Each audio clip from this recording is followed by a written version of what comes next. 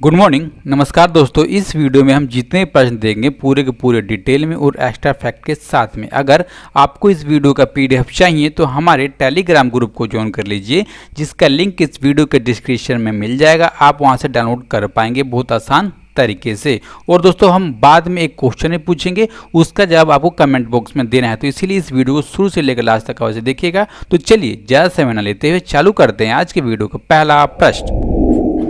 फरवरी से जून 2020 के लिए आकांक्षात्मक जिलों की नीति आयोग की समग्र डेल्टा रैंकिंग में कौन सा जिला शीर्ष पर है? दोस्तों ये जिला है ऑप्शन नंबर सी, यानी कि बीजापुर और छत्तीसगढ़ का जिला। इस रैंकिंग को जारी किया नीति आयोग ने पहली बार 2018 में जारी किया गया था। अब देखिए इसका उद्देश्य ये है दोस्तों इस रैंकिंग को जारी करने का कि उन जिलों को चिन्हित करना जिनका सामाजिक तौर पर अभी अपेक्षाकृत कम विकास हुआ हो, यानी कि ये विकास के अनुसार ही इस रैंकिंग को जारी किया था नीति आयोग की तरफ से। अब देखिए नीति आयोग 5 प्रकार के क्षेत्र देखता है विकास के लिए और उन क्षेत्रों के हिसाब से इस रैंकिंग को जारी करता है। दोस्तों वो क्षेत्र कौन से हैं? तो पहला हो जाएगा स्वास्थ्य और पोषण, शिक्षा, कृषि और जल संसाधन, वित्तीय समावेश और कौशल विकास तथा बुनियादी ढांचा। ये दोस्तों 5 प्रकार के क्षेत्र और इन क्षेत्रों में विकास के अनुसार ही इस रैंकिंग को जारी की जाती है। दोस्तों अब देखिए रैंकिंग को जारी किसने किया? नीति आयोग ने। तो इसका फुल फॉर्म होता है national institution for transforming India. इसके प्रेजेंट टाइम के अध्यक्ष हैं हमारे तत्कालीन प्रधानमंत्री नरेंद्र मोदी तथा इसके दोस्तों सीईओ हैं अमिताभ कांत दोस्तों। और इससे सीधे प्रश्न पूछा जाता है, इसलिए बहुत ही इंपॉर्टेंट हो जाता है दोस्तों। अब देखिए अब हम देखेंगे ओवरऑल इस रैंकिंग में नंबर 1 कौन था? तो बीजापुर था। तो नंबर 2 कौन है दोस्तों? तो नंबर 2 है रायभोई जिला मेघालय का। 3 नंबर पर बहराइच उत्तर प्रदेश का। 4 नंबर पर नवादा बिहार का और 5 नंबर पर मोगा पंजाब का जिला। दोस्तों इसमें रैंकिंग में आपने देख लिया। अब हम देंगे श्रेणी के अनुसार। ठीक है दोस्तों, अब देखिए आप इस वीडियो को रोकिएगा और श्रेणी के अनुसार दोस्तों पढ़ लीजिएगा कौन सा जिला है और किस राज्य का है। ओके दोस्तों, और यहाँ से सीधे डायरेक्ट पेपर में प्रश्न पूछे जा सकते हैं। ओके, अगर आपको दोस्तों वीडियो हमारी अच्छी लग रही हो तो वीडियो को अभी लाइक कीजिएगा और इस चैनल को दोस्तों अभी सब्सक्राइब कीजिएगा। अगर अच्छी ना लगे तो डिसलाइक कर दीजिएगा। Okay, next question. किस देश ने भारत के सहायता से 300 वर्षीय श्री श्री जय काली माता मंदिर का पुनः निर्माण किया जाएगा? दोस्तों पुनर्निर्माण किया जाएगा भारत की सहायता से। ऑप्शन नंबर बी, यानी कि बांग्लादेश के द्वारा। अब देखिए बांग्लादेश में यह मंदिर नाटोर शहर में उपस्थित है दोस्तों। ठीक है, अब देखिए इस मंदिर का पुनर्निर्माण करने के लिए भारतीय उच्चायुक्त है बांग्लादेश में, उनका नाम है रीवा गांगुली दास। उन्होंने इसका उद्घाटन किया। अब देखिए इस मंदिर को बनाने के लिए 23 अक्टूबर 2017 को भारत और बांग्लादेश के बीच में दोस्तों हस्ताक्षर किए गए थे और इसको बनाने के लिए भारत की तरफ से 97 लाख टका दिया गया था। कितना? 97 लाख टका की राशि दी गई थी भारत की तरफ से दोस्तों। ठीक है, अब देखिए इस मंदिर को पहली बार बनाया गया था दोस्तों। ये मंदिर है 18वीं सदी का और जिसको बनाने का काम किया था श्री दयाराम राय ने। ओके, किसने? श्री दयाराम राय ने इसको बनाने का काम किया था। अब हम जानेंगे दोस्तों बांग्लादेश के बारे में। जो बांग्लादेश है इसकी राजधानी कहाँ है? ढाका। प्राइम मिनिस्टर ने शेख हसीना, राष्ट्रपति ने अब्दुल हामिद और मुद्रा चलते वहां पर टका। ओके दोस्तों, अब हम देखेंगे अगला प्रश्न 3 नंबर के लिए। और दोस्तों आपका कोई सा भी अगर रिक्वेस्ट है, कोई सा भी सुझाव हो तो अवश्य दीजिएगा। ओके, भारत का पहला डीजीसीए अनुमोदित ड्रोन ट्रेनिंग स्कूल कौन बन गया? दोस्तों स्कूल बन गया ऑप्शन नंबर ए, यानी कि बॉम्बे फ्लाइंग क्लब। अब देखिए यहाँ पे जो डीजीसीए इसका फुल फॉर्म क्या है? तो इसका फुल फॉर्म होता है directorate general of civil aviation. क्या? Directorate general of civil aviation. अब देखिए दोस्तों जो डीजीसीए है ये है क्या? तो 5 जून को दोस्तों भारत सरकार की तरफ से एक निर्देश जारी किया गया था, अगर किसी व्यक्ति के पास अपना ड्रोन है तो उसको डीजीसीए से सर्टिफिकेट लेना होगा, यानी कि इसके सर्टिफिकेट के बिना आप इसको बेच भी नहीं सकते और खरीद भी नहीं सकते हो दोस्तों। ठीक है, और इसके लिए मंत्रालय की तरफ से 8 जून को दोस्तों आवेदन मांगे गए थे कि जिसके पास भी ड्रोन हो वो अपने ड्रोनों का दोस्तों रजिस्ट्रेशन करा ले डीजीसीए के अंतर्गत में, और जिसने भी दोस्तों रजिस्ट्रेशन कराया उसको पंजीकरण कर दिया गया, यानी कि उसका रजिस्ट्रेशन कर दिया गया डीजीसीए की तरफ से दोस्तों। अब देखिए ये भारत का पहला डीजीसीए अनुमोदित ड्रोन ट्रेनिंग स्कूल कौन सा बन गया? तो बॉम्बे फ्लाइंग क्लब। दोस्तों आपको इतना याद करना होगा बहुत आसान तरीके से। ओके, अब हम देखेंगे अगला प्रश्न, वो है 4 नंबर के लिए। फ्रांस से आए 5 राफेल विमानों की निम्न में से किस एयरबेस पर लैंडिंग कराई गई है दोस्तों? लैंडिंग कराई गई ऑप्शन नंबर सी यानी कि अंबाला एयरबेस पर। अब यहाँ प्रश्न बनता है कि अंबाला एयरबेस पर है क्यों? क्योंकि दोस्तों जो अंबाला एयरबेस की दूरी है जो भारतीय की अंतर्राष्ट्रीय सीमा लगती है चीन और पाकिस्तान से, उससे महज 200 किलोमीटर की दूरी है दोस्तों, ठीक है। और इसीलिए यहाँ पर इसको तैनात किया जाएगा। और 5 राफेल विमानों में से जो 3 राफेल विमान है दोस्तों वो 3 सीटर के हैं और जो 2 राफेल विमान हैं वो 2 सीटर के हैं, ठीक है। अब देखिए जो राफेल विमानों को भारतीय वायुसेना में शामिल किया जाएगा तो स्क्वाड्रन नंबर 17 के अंतर्गत में शामिल किया जाएगा दोस्तों, ठीक है। अब देखिए भारत ने कितने राफेल विमान मंगाए हैं? तो 36 राफेल विमान मंगाए हैं और उसी में से ये 5 राफेल विमान दोस्तों अभी 29 जुलाई को आए थे। अब देखिए डील कब हुई थी? तो 2016 में डील हुई थी भारत और फ्रांस के बीच में दोस्तों, ठीक है। अब कितने रुपए लगे थे डील के लिए? तो 59,000 करोड़ रुपए की दोस्तों डील है। और सबसे इंपॉर्टेंट कि जो राफेल विमान है कौन सी कंपनी बनाती है? तो दसॉल्ट एविएशन नाम की कंपनी दोस्तों इसको बनाती है। और ये कंपनी कब की है? तो 1929 की दोस्तों ये कंपनी है। ओके दोस्तों, आपके बारे में इतना हो गया। आप मुझे पता होगा कि आपको बहुत कुछ आप इसके बारे में पता भी होगा और इतना मैंने आपको बता दिया। अब देखिए जो 31 राफेल विमान दोस्तों बचते हैं उसमें से ये कब आएंगे दोस्तों? तो ये आएंगे लास्ट 2021 में। ओके दोस्तों, अब हम देखेंगे अगला प्रश्न 5 नंबर के लिए। पूर्वोत्तर का पहला मेन होल क्लिनिक रोबोट बंदीकूट किस शहर को मिला है दोस्तों? शहर ऑप्शन नंबर सी यानी गुवाहाटी और ये असम का शहर है। अब देखिए दोस्तों ये पूर्वोत्तर का पहला शहर है और भारत का ये तीसरा शहर है जिसको मेन होर्न क्लिनिक रोबोट बंदीकूट मिला है दोस्तों। अब देखिए इस रोबोट को बनाया किसने है? तो मेक इन इंडिया के तहत एक दोस्तों नया स्टार्टअप है जिसका नाम है जेन रोबोटिक्स, उसने इसको बनाने का काम किया। अब देखिए जेन रोबोटिक्स को इस रोबोट को बनाने के लिए किसने पैसे दिए? तो दिए पैसे इंडियन ऑयल कॉर्पोरेशन लिमिटेड यानी कि IOCL ने पैसे दिए। अब देखिए दोस्तों जैसे मैंने आपको बताया था कि तीसरा शहर है, तो पहला शहर कौन सा है दोस्तों? तो पहला शहर है गुरुग्राम, दूसरा है कोयम्बटूर और तीसरा बन गया है गुवाहाटी। दोस्तों आपको इतना याद करना होगा, जब दोस्तों गुरुग्राम बना था कोयम्बटूर बना था तब भी हमने आपको उसके बारे में बताया था डिटेल में, ठीक है दोस्तों। अब हम देखेंगे अगर प्रश्न 6 नंबर के लिए।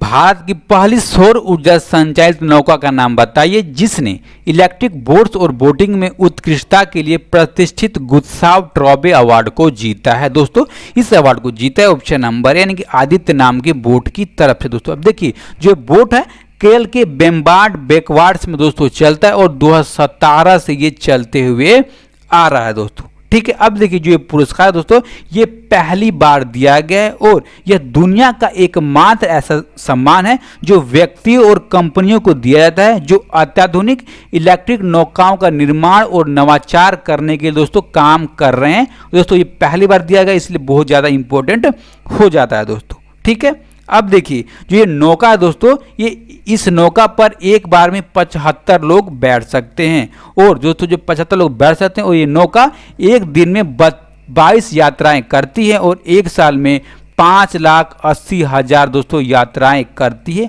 और इसलिए इस बोट यानी कि आदित्य नाम के बोट को पहली बार गुस्ताव ट्रॉबे अवार्ड से नवाजा गया यानी कि दिया गया है। दोस्तों ये जो बोट चलती है केरल के बेम्बार्ड बैकयार्ड्स में दोस्तों ये बोट चलती है 2017 से चल रही है। ओके अब हम देखेंगे दोस्तों अगला प्रश्न 7 नंबर के लिए। उत्तराखंड में सरकार द्वारा संचालित पहली अंतर्राज्यीय हेलीकॉप्टर सेवा को हरी झंडी किसने दिखाई? तो इसको हरी झंडी दिखाई ऑप्शन नंबर डी यानी कि फ्लाइट और नागरिक उड्डयन मंत्री हरदीप सिंह पुरी और उत्तराखंड के मुख्यमंत्री त्रिवेंद्र सिंह रावत ने। अब देखिए जो हेलीकॉप्टर सेवा है ये देहरादून को गढ़वाल की पहाड़ियों से जोड़ने का काम करेगा और इस हेलीकॉप्टर सेवा से उत्तराखंड को पर्यटन के क्षेत्र में अच्छा राजस्व मिलने वाला है दोस्तों, ठीक है। अब देखिए एक योजना है उड़े देश के आम नागरिक इस क्षेत्रीय कनेक्टिविटी योजना के तहत में पवन हंस लिमिटेड, कौन? पवन हंस लिमिटेड नाम के दोस्तों जो हेलीकॉप्टर है इस कंपनी के थ्रू इसको संचालित किया जाएगा। अब देखिए दोस्तों इसमें किराया कितना लगने वाला है? तो देहरादून से अगर कोई नई टिहरी जाता है तो उसको 2903 रुपये किराया लिया जाएगा और महज 25 मिनट में दोस्तों उसको पहुंचा दिया जाएगा उससे गंतव्य स्थान पर। अब देखिए दोस्तों इसमें केवल एक ही किराया फिक्स किया गया यानी कि 2903 रुपये का किराया। आप कहीं भी जाएंगे तो आपको 2903 रुपये का किराया देना पड़ेगा दोस्तों। ठीक है, अब देखिए कुछ दिन पहले भी दोस्तों हिमाचल प्रदेश सरकार ने अपने एक दोस्तों जो पवन हंस लिमिटेड है इसके थ्रू ही अंतर्राज्यीय हेलीकॉप्टर सेवा चालू की थी दोस्तों। ठीक, कहाँ से कहाँ तक, तो चंडीगढ़ से लेकर शिमला तक दोस्तों। आपको याद हुआ होगा और मुझे जितना याद आ रहा दोस्तों, ये पिछले साल नवंबर 2019 में शामिल किया गया था, यानी कि चालू किया गया था हिमाचल प्रदेश सरकार की तरफ से दोस्तों। कंपनी सेम है इसीलिए आपको मैंने बता दिया। ओके, अब देखें दोस्तों अगला प्रश्न 8 नंबर के लिए। मानव संसाधन विकास मंत्रालय का नाम बदलकर शिक्षा मंत्रालय किया जाएगा। इस मंत्रालय के मंत्री कौन हैं दोस्तों? इस मंत्रालय के मंत्री हैं ऑप्शन नंबर डी यानी कि रमेश पोखरियाल निशंक। अब मंत्रालय कौन सा होगा दोस्तों? ह्यूमन रिसोर्स डेवलपमेंट के बाद में तो शिक्षा मंत्रालय इसका अब नया नाम हो गया है। अब देखिए जो हमारी पुरानी शिक्षा नीति हुआ करती दोस्तों, वो कब की थी? तो 1986 की नीति थी और उस टाइम के तत्कालीन प्रधानमंत्री थे राजीव गांधी, उनके द्वारा दोस्तों ये लागू की गई थी। ठीक है, और उसमें संशोधन 1992 में किया गया था और उसके बाद दोस्तों कोई सा भी संशोधन नहीं किया गया और कोई सा भी शिक्षा नीति नहीं आई। और दोस्तों ये पहली बार है 21वीं सदी में कि जो भारतीय शिक्षा नीति है उसको 2020 में लागू कर दिया गया दोस्तों। ठीक है, और इसमें जो हमारी ऑनलाइन शिक्षा है उसको भी रखा गया और इसके बारे में दोस्तों पूरे के पूरे डिटेल में हम देखेंगे और उसके लिए हम एक अलग से दोस्तों हम वीडियो बना देंगे क्योंकि उसमें दोस्तों आपको हम सही से समझाएंगे और आपको अच्छी तरह समझ भी आ जाएगा। ओके, अब हम देखते हैं अगला प्रश्न 9 नंबर के लिए।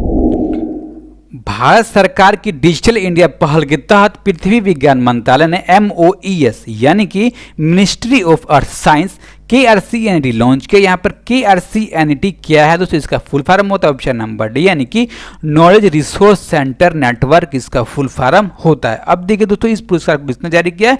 तो पृथ्वी विज्ञान मंत्रालय ने इस पुरस्कार को जारी किया। अब देखिए दोस्तों इस पुरस्कार को जारी करने का उद्देश्य क्या है? तो उद्देश्य ये है दोस्तों कि जो हमारे क्षेत्रीय वैज्ञानिक और इंजीनियर हैं उनके योगदान को सराहने के लिए, उनको सम्मानित करने के लिए विज्ञान के क्षेत्र में इस पुरस्कार को पृथ्वी विज्ञान मंत्रालय की तरफ से जारी किया गया है दोस्तों। ठीक है, अब हम जानेंगे कि किस श्रेणी में किसको दिया गया ये पुरस्कार दोस्तों। ठीक है, अब जैसे आपको स्क्रीन पर दिख रहा होगा आप इस वीडियो को दोस्तों रोकिएगा और आप समझ लीजिएगा, पढ़ लीजिएगा किसको मिला किस क्षेत्र में। यहाँ पे बताने लगा दोस्तों कुछ भी नहीं है। ओके, अब हम देखते हैं अगला प्रश्न 10 नंबर के लिए। वह खिलाड़ी जिसने 2019-20 सीजन में 23 गोल करने के बाद premier league golden boot football पुरस्कार को जीता है। तो इस पुरस्कार को जीता है ऑप्शन नंबर ए यानी कि जेमी वार्डी ने कितने गोल करने के बाद? तो 23 गोल करने के बाद दोस्तों। और ये ब्रिटिश के खिलाड़ी हैं और ये लिसेस्टर सिटी की तरफ से खेलने का काम करते हैं। अब देखिए दोस्तों इन्होंने हराया किसको है? तो इन्होंने हराया है पियरे एमरिक को, इन्होंने 22 गोल किए थे इस टूर्नामेंट में। डेनी डंक्स इन्होंने 22 गोल किए दोस्तों। और तीसरे हैं रेहेम स्टर्लिंग, इन्होंने दोस्तों 22 गोल इन्होंने भी किया था। और जो जेमी वार्डी है इन्होंने 23 गोल करके इनको हराने का काम किया दोस्तों। अब देखिए पिछले 20 वर्ष के साल में दोस्तों ये दूसरे ऐसे ब्रिटिश खिलाड़ी हैं जिन्होंने इस गोल्डन बूट फुटबॉल पुरस्कार को जीतने का काम किया। पहले कौन दोस्तों? तो पहले हैं केन, कौन से? हैरी केन नाम के दोस्तों पहले हैं। ठीक है, अब देखिए इनको क्या मिला? गोल्डन बूट का अवार्ड मिला। और दोस्तों एक ऐसे खिलाड़ी हैं जिनको गोल्डन ग्लव्स मिला। क्या? गोल्डन ग्लव्स का अवार्ड मिला है जिसका नाम दोस्तों कीपर एडरसन। क्या? कीपर एडरसन जो ब्राजील देश के खिलाड़ी हैं। ओके, अब हम देखें दोस्तों अगला प्रश्न और इस वीडियो का लास्ट प्रश्न।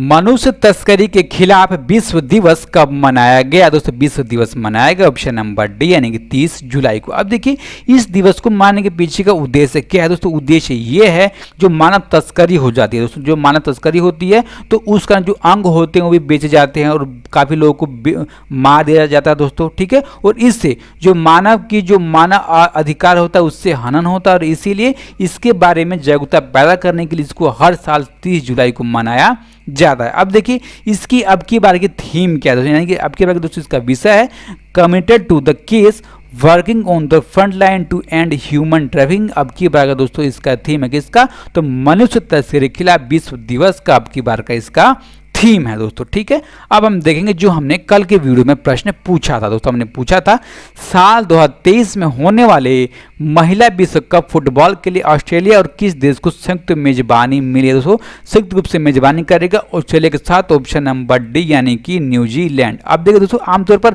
जितने भी टूर्नामेंट होते हैं दोस्तों जो ऑस्ट्रेलिया और न्यूजीलैंड दोस्तों ये पास के देश है और इसीलिए ये आयोजन करने का काम करते हैं दोस्तों। किसी भी फील्ड में देख लीजिएगा, अगर फुटबॉल का मैच हो रहा हो क्रिकेट का मैच हो रहा है, तो किसी चीज मैच हो रहा है, तो ये साथ में मिलकर काम करने का काम करते हैं।